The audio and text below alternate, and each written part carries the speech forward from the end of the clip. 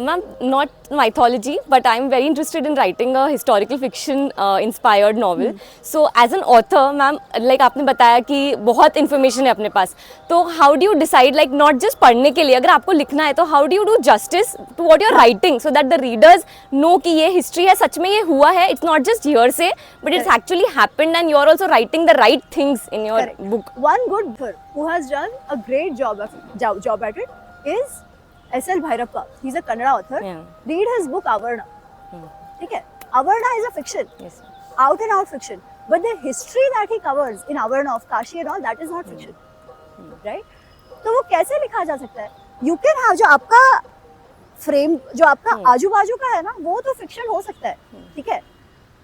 पर आप जो हिस्ट्री डाल रहे हो, उसको फिक्शनलाइज मत करो. The history part of it. दूसरी बात, कई बार ना लोग हिस्टोरिकल फिक्शन लिखते हैं, बोलते भी है फिक्शन है, पर वो लोग क्या करते हैं, they have decided what they want to show.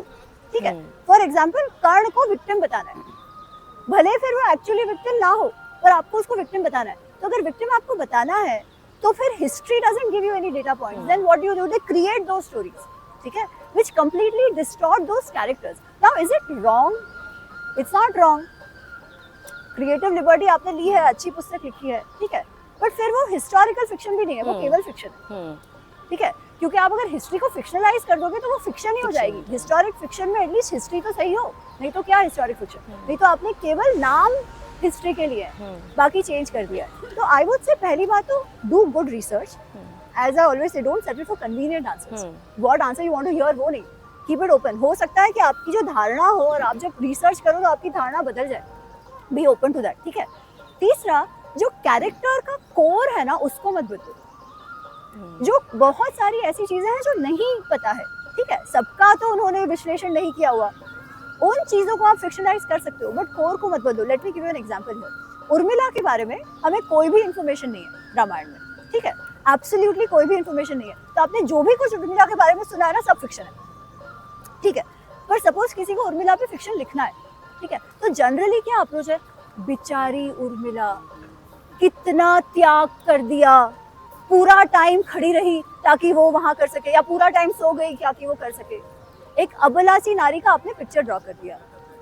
अब मैं वापस वही पूछती हूँ, रामायण में एक भी स्त्री अबला नहीं है, ठीक है. तो अगर कोई एक्चुअली सोचे, वो उर्मिला को अबला नहीं बताएगा, वो उर्मिला को एक स्ट्रॉन्ग कैरेक्टर बताएगा. सीता की बहन है ना वो, तो सीता से कुछ ज्यादा अलग तो नहीं हो सकती है, ठीक है.